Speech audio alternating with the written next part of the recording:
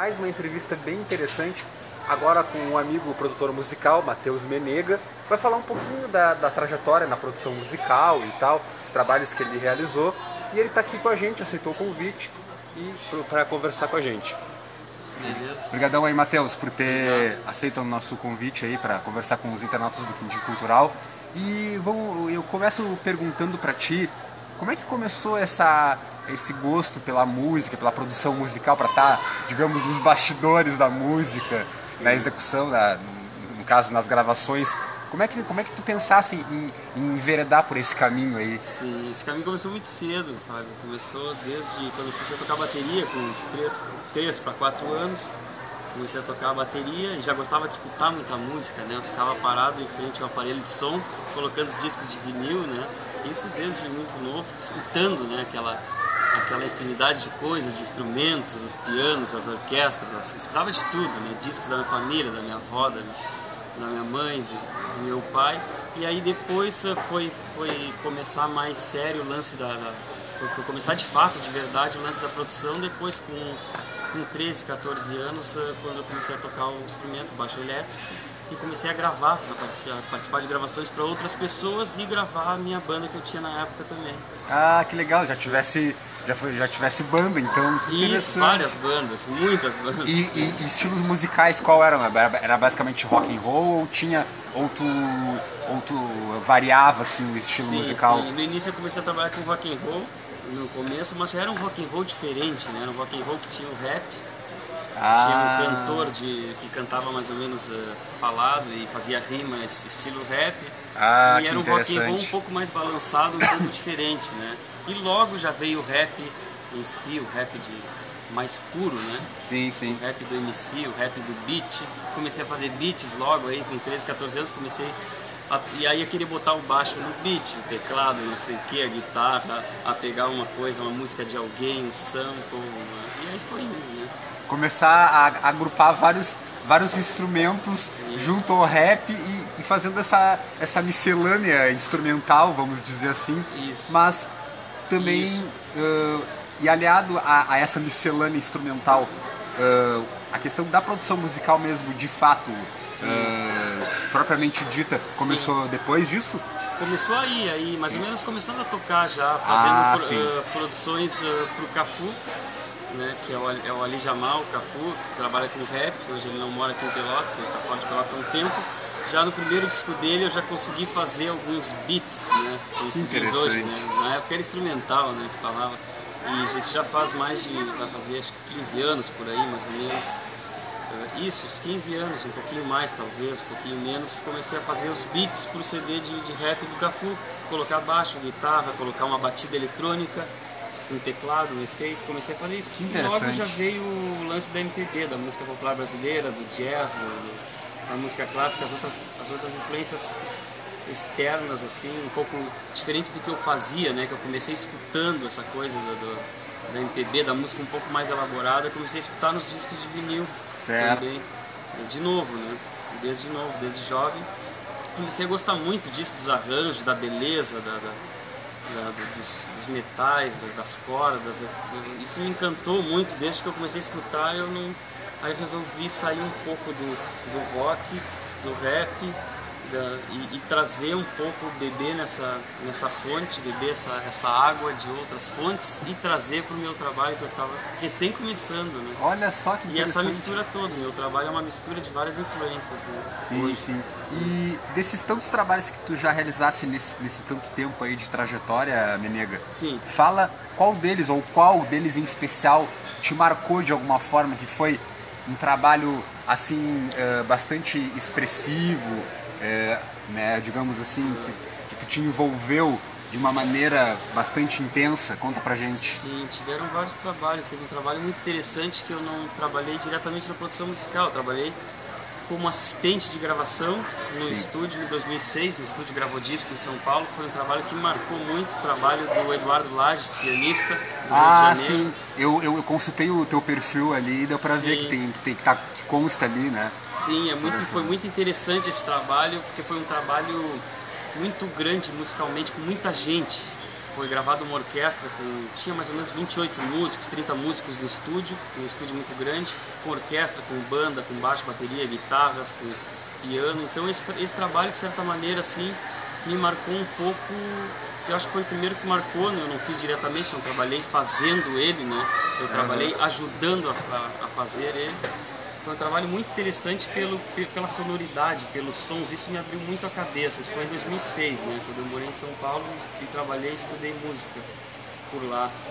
E eu acho que esse foi o trabalho que mais me marcou, assim. Até hoje eu me lembro, eu tenho a memória da sonoridade, do calor das cordas, da orquestra, dos sopros, dos solos, de cada sessão. Eu me lembro muito bem a sessão do piano de cauda, aquele piano grande, assim. Certo. Até hoje eu me lembro bem desse trabalho, assim, cara. E foi um trabalho que eu uso como referência até para fazer os meus trabalhos, que perto disso são muito pequenos, né? Mas eu musicalmente, com muito menos gente, muito menos arranjo, muito menos... e eu uso esse trabalho como referência até hoje, assim, porque eu aprendi muito nesse trabalho. Claro. Olhando, né? Aprendi olhando os produtores fazer o trabalho, o arranjador, o maestro. Aprendi a ver o técnico de som fazendo a de gravação, colocando os microfones, como capta melhor cada instrumento. Todo esse processo, tanto criativo, musical, quanto técnico de sonoridade, né? De tirar o som e gravar e colocar num disco. Esse eu acho que foi o trabalho até agora mais assim, mais marcante. Que maravilha. Foi muito legal. E eu achei interessante o nome da instituição que tu te qualificasse, né? Do Tom Jobim, como é que Isso, na ULM, Universidade Livre de Música Tom Jobim. Que interessante, né? E ainda mais o Tom Jobim, que é um nome até hoje uma referência na música, na composição, um dos nossos maestros soberanos, como dizia Chico Buarque, intitulou ele, assim, ele virou, né, o maestro soberano do Brasil. Como é que te qualificar numa instituição com um nome de peso como o do Tom Jobim? Foi muito legal, foi muito interessante, cara, poder estudar lá, né? Poder estudar com vários músicos que até hoje são ativos na música popular brasileira, na MPB. Certo. Com músicos que há pouco tempo, um pouco antes de eu entrar para estudar lá, eu escutava eles nos discos esses da MPB, nos discos do Djavan, do Elis Regina, eles tocando, eu escutava eles tocando aqueles instrumentos, fazendo os arranjos. Eu dizia, mas que coisa boa isso, cara, eu quero fazer isso também, né? Então tive a sorte de poder, pouco tempo depois, assim, estudar lá, né, com alguns deles, que até hoje eu considero mestres, né, seguem sendo mestres, porque cada dia que eu escuto as mesmas músicas, os mesmos discos, eu escuto alguma coisa diferente, alguma coisa interessante do trabalho deles, né. Foi muito bom, muito legal, e eu tive acesso ao conhecimento de vários ritmos brasileiros, ritmos folclóricos, ritmos de dentro do Brasil, do interior, coisas que hoje não são muito na mídia, né, na grande mídia não são executadas, a gente não escuta, mas eu tive com os professores, com as aulas, acesso, escutava coisas, aprendi como se toca vários ritmos diferentes do Nordeste.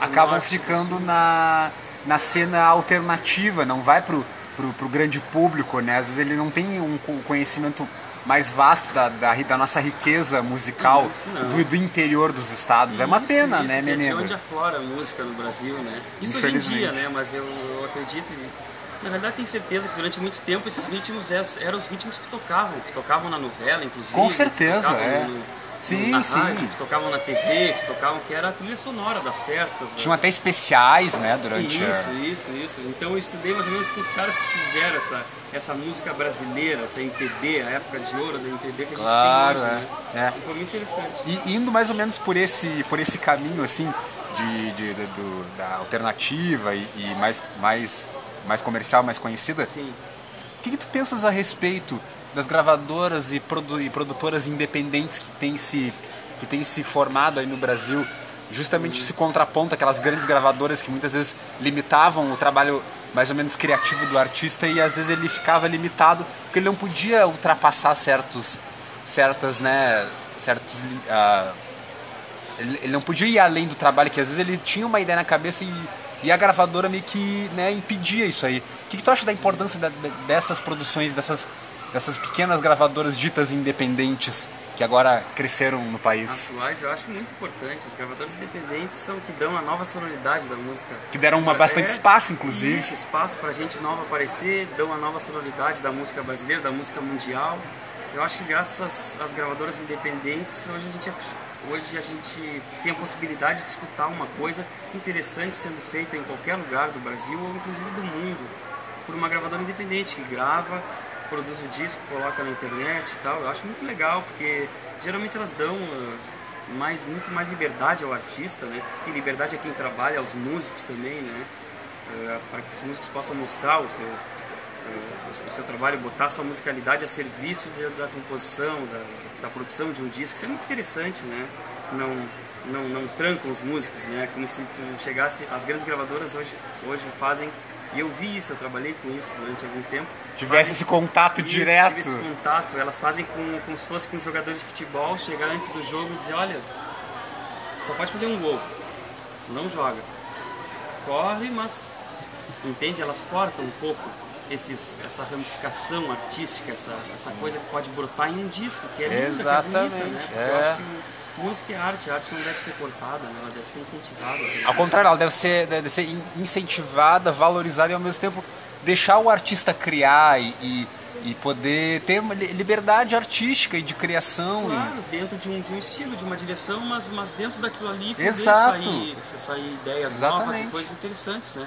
Que vão dar riqueza da obra, né? Com da certeza. Obra artística, né?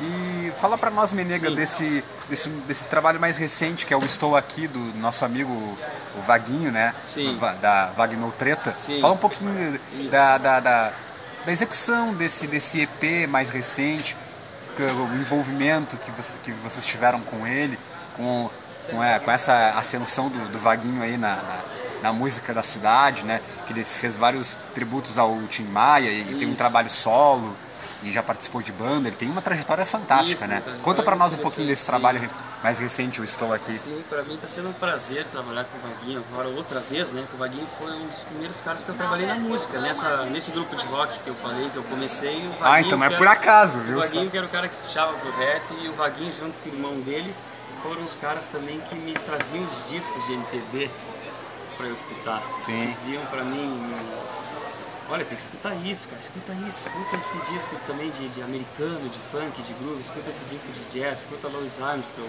olha só o disco que meu pai tem, vou te deixar aqui uma semana, aqui 5 discos, tu escuta. Então pra mim é muito interessante, cara, porque eu tô podendo hoje devolver um pouco pra ele, na parte musical, de tudo aquilo de que ele e o irmão dele me ajudaram no início, me trouxeram, me mostraram esse mundo de músicas, né? Maravilha. Então, cara, o EP do Vaguinho se chama Estou Aqui, são 5, do Wagner Treta, né? São 5 sons, 5 músicas, sendo que 3 delas são regravações do grupo No Treta, que é o grupo que eu também fazia parte. E o EP já está quase pronto praticamente, o primeiro single já saiu, agora recentemente, chamado Menina, que é uma canção um pouco mais comercial, pode dizer assim, mais radiofônica, né, do disco. E tá muito interessante, cara, o trabalho do Vaguinho tá um trabalho muito legal, cara. Tô muito contente por poder fazer parte disso. E tem essa que é a participação do Zudzilla. Isso, do Zudzilla. Que é muito bom, né? Fazer essa junção Sim. interessante, com aquele swing que o Vaguinho tem, estilo bem estilo Tim Maia, do funk, do som, aquela coisa toda, e mesclando a sonoridade do rap do Zudzilla. É aquele do Zudzilla. Não, olha, foi um casamento que eu achei, pelo que eu escutei, assim, que eu absorvi, gostei muito, sim, assim, e recomendei para muitos amigos no Face. Sim, pô, muito legal. O Zudzilla deu essa cereja do bolo que faltava na canção. Isso aí. Né? Ficou muito legal, a gente tá bem contente com o resultado e é isso, mano. Foi a parte que faltava Foi a parte que faltava no som, né? Deu aquele colorido, aquela coisa final, né? O arremate, né? Que se diz, né? Sim, sim. Porque eu comparo a música com muitas coisas, né? Comparo a música tanto com esporte, com futebol, com construção, com arquitetura, com uma casa, com muitas coisas, né? Com certeza. O Zulu deu aquele final, assim, finalizou, né? Agora tá, né? É isso aí. Zudzilla. Com certeza. Tu pode dar os teus contatos para os nossos internautas saberem um pouco mais do teu trabalho, das tuas produções e até do próprio CD. Você pode recomendar para eles que às vezes a gente às vezes até compartilha, mas há muitos não tem tempo de ver, não tem tempo de ouvir. Aí tu poderia dar o... Sim, tem o meu canal do YouTube, que é Matheus Menega, tem o site que vai entrar no ar, acredito que dentro de um mês, que é mateusmenega.com. Certo. Isso, Matheus com H, menega.com, tudo junto. E através das redes sociais também, Instagram, Facebook, por aí vai, né? É isso aí. Tá certo, Menega. Olha, satisfação em te ter aqui no Quindim Cultural, e quando tu precisar, quando alguém da tua produção quiser conversar com a gente troca uma ideia sempre que possível, e a gente tá aí à disposição, porque a gente, como site cultural, a gente tem esse compromisso de mostrar o pessoal da cidade que produz, que vai atrás, que batalha pela arte da cidade, para que ela se fortaleça, para que ela se reconheça como arte e que leve isso para fora também da cidade, e tem esse crescimento, essa valorização que, como ela é muito rica, muito diversa, a gente precisa dessa valorização, né, de levá-la para fora também, né? Sim, parabéns pelo trabalho do Quindim Cultural e obrigado pelo convite, Fábio. Valeu. Valeu então, Menega, pela tua contribuição.